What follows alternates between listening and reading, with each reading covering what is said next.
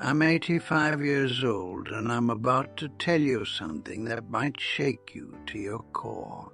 Everything you think you know about growing old is dead wrong. And the worst part, the people who should be teaching you this, your parents, your teachers, the world around you, they're either lying to your face or they simply don't know any better. You see, I burned the first 50 years of my life believing the exact same lies you're probably living by right now. I thought I had it all figured out. I had the job, the house, the respect of every man who shook my hand. But at 52, something hit me so hard, it broke every belief I ever held. And what I learned in the 33 years since that day has completely changed how I look at life, death, and everything in between. But before I tell you what happened, I need you to understand one thing. The reason I'm sitting here talking to you isn't to sound wise or to make myself feel important. I'm doing this because my sand is running out, and there are things you need to hear before my voice goes silent. Not for me, for you. At 52, I had what the doctors called a cardiac event. That's their clean way of saying my own heart tried to kill me. I was sitting in a room full of people going over business numbers when the whole world started spinning around me. The next thing I remember is waking up in a hospital bed with needles in my arms and my wife crying in the chair beside me. The doctor said I was lucky. Lucky. I had just looked death straight in the eye, and they called it luck. But you know what? They were right. Because lying in that bed, staring at the ceiling with nothing to do but think, I realized something that scared me more than dying. I had been sleepwalking through my entire life. I wasn't really living. I was just going through the motions, checking off lists, trying to be what everybody else wanted me to be. And here's what keeps me awake at night even now. If I had died that day, if my heart had stopped for good, what would I have left behind? A nice house, some money in the bank, a list of things I did that nobody would remember 5 years later. Let me tell you the biggest lie you're probably telling yourself right now. I have time. I'll do it later. When I get older, I'll finally live the way I want. I look at young people in their 20s, 30s, even 40s, and they're all singing the same song. When I make more money, then I'll be happy. When I get that big promotion, then I'll relax. When the kids grow up, then I'll see the world. When I retire, then I'll do what I really love. Let me save you 50 years of pain with one honest truth. That perfect day never shows up. You know why? Because the target keeps moving. You get the promotion, and right away you want the next one. You make more money, and right away you need more money. You're always running after something you can't quite reach, and before you know it, you're an old man sitting alone wondering where your whole life went.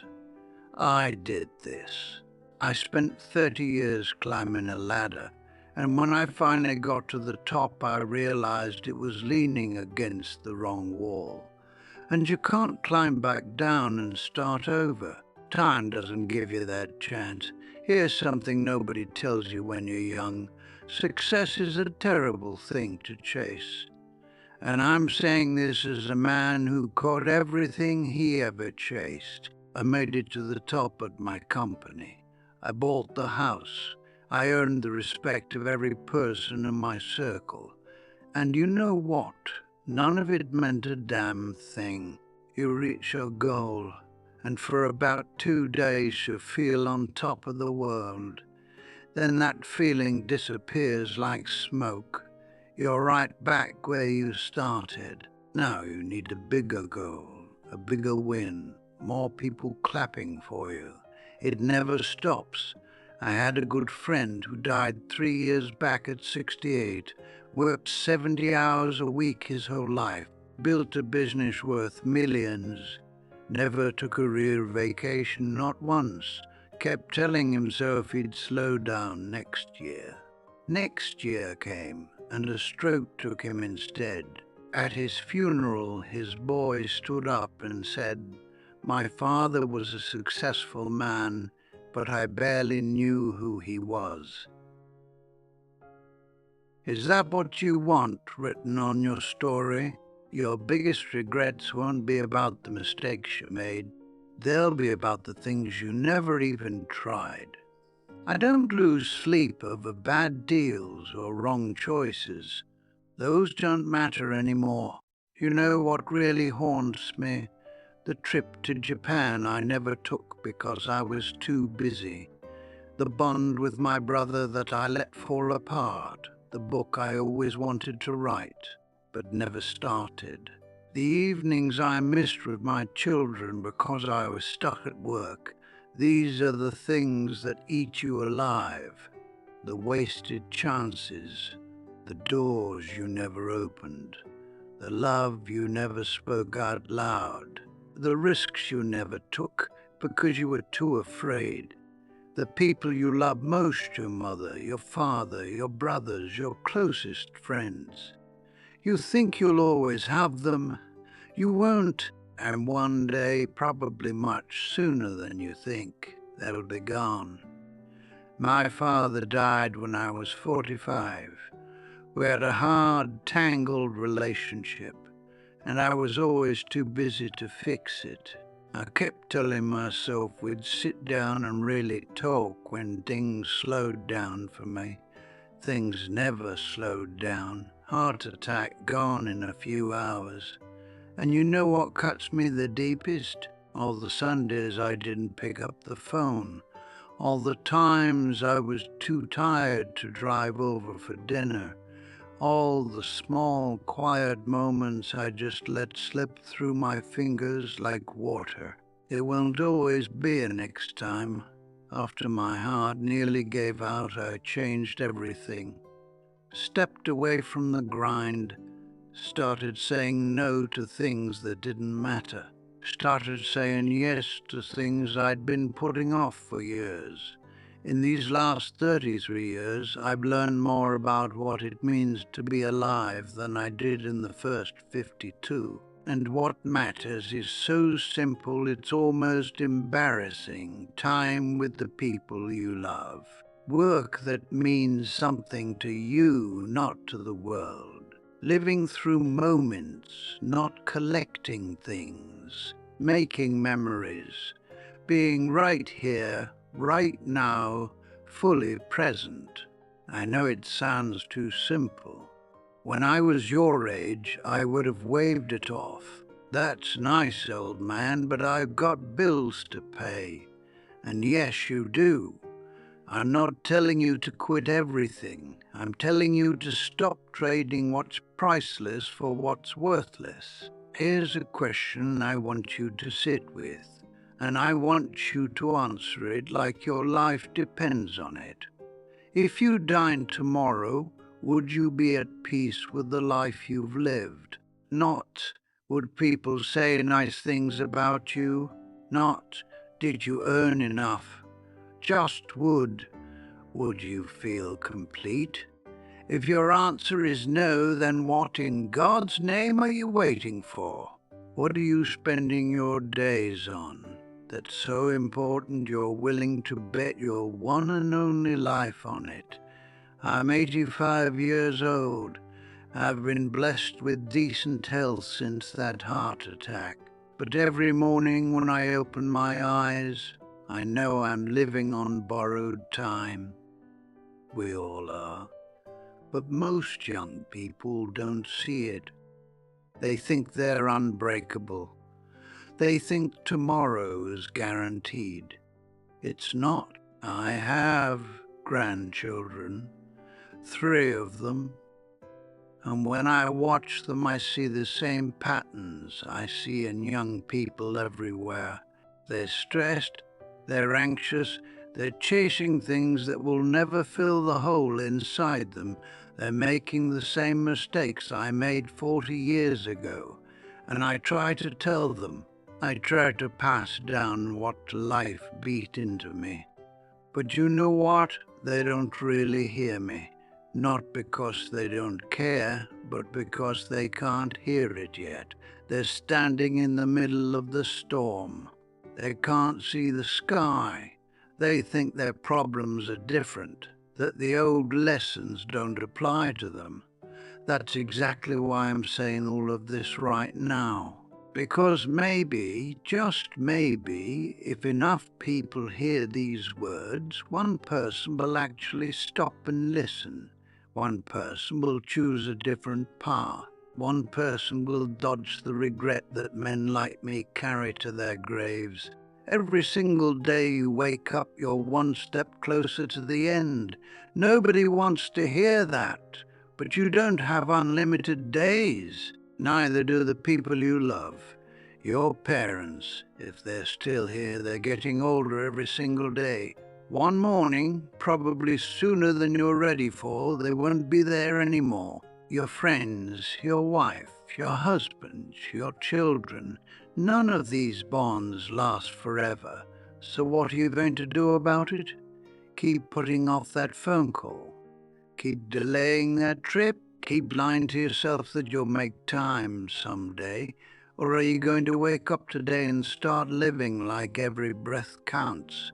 Because every single one does. If I could go back and grab my 30-year-old self by the shoulders, here's exactly what I would say. Stop performing for people who don't matter. Stop killing yourself for a job that will replace you in a week. Stop saving your happiness for one day. Stop waiting for someone to give you permission to live.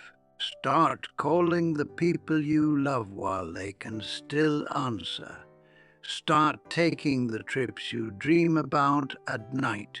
Start doing the things that scare the hell out of you. Start saying no to the things that drain your soul. Start saying yes to the things that make you feel alive.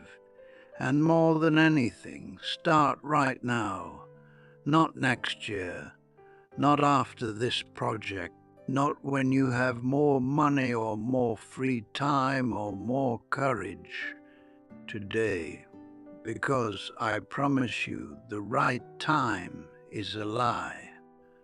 Life will always be messy and complicated and full of reasons to wait. But if you keep waiting, you'll wake up one morning and realize you waited your whole life away.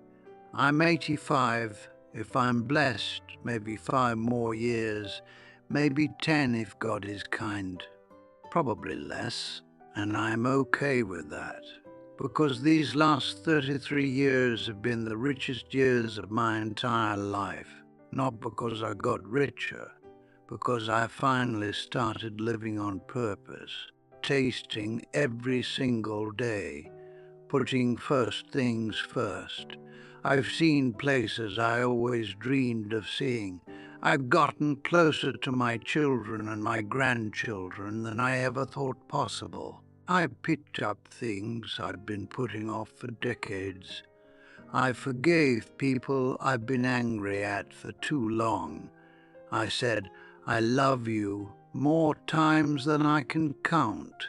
I'm more at peace now, at 85, with less road ahead of me than I ever was at 30 when I thought the road would never end. And that's the great truth nobody teaches you. The moment you accept that your time is limited, you finally start using it. You stop throwing it away. You stop saving joy for later. You start making the right moment instead of waiting for it. You have a choice sitting in front of you right now, today. Keep living the way you've been living. running after things that don't matter, stacking up your happiness on a shelf you'll never reach. Or wake up. Accept that time is slipping through your hands faster than you know, and the life you keep postponing needs to start before the sun goes down today. I can't make this choice for you, but I can tell you one thing from the bottom of my old, tired heart. You do not want to be 85 years old, sitting where I'm sitting, wishing you had done things differently. Don't waste 50 years learning what I'm giving you for free. Learn from my mistakes.